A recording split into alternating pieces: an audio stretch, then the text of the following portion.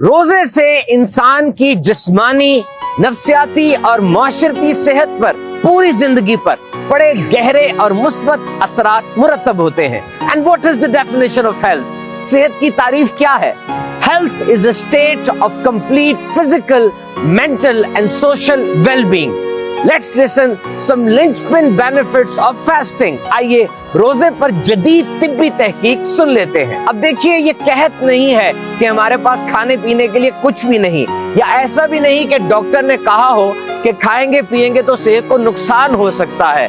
It's a wilful abstinence.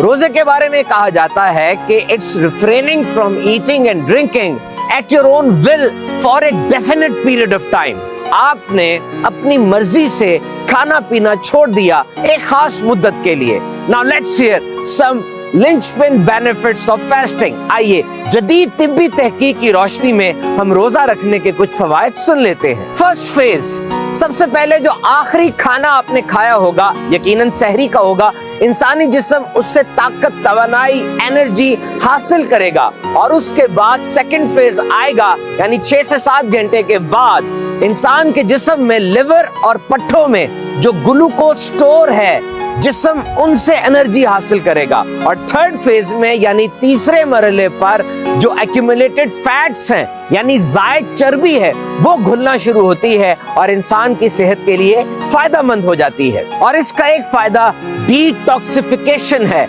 यानी खून से और जिस्म से गंदे और फाजिल मादों का इखराज है। जब खाना नहीं खाया तो इंसान के खून में बेटर लेवल ऑफ एंडोर्फिन्स बढ़ जाते हैं। ये वो हार्मोन है जो इंसान की अच्छी ज़हनी और नफ्सियाती सेहत के जामिन होते हैं।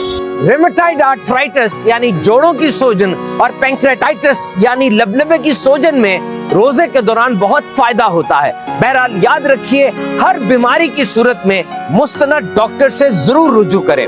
Under proper medical supervision, fasting has proven to be a simplest and surest way to shell out excessive fats with minimal side effects। अच्छे अंदाज से और एहतियातों के साथ अगर रोजा रखा जाए, ये बेहतरीन तरीका है मोटापा कम करने के लिए।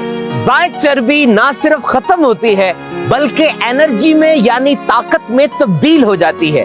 अब जो खाना पेट में नहीं तो जिस्म को बहुत से काम करने का मौका मिल जाता है, जिनमें पावर ऑफ इम्यूनिटी यानी कुव्वत मुदाफियत है। रोजे के दौरान स्मॉल इंटेस्टाइन और लार्ज इंटेस्टाइन यानी आंतों की कुव्वत मुदाफियत में बहुत ज्यादा इजाफा हो जाता है।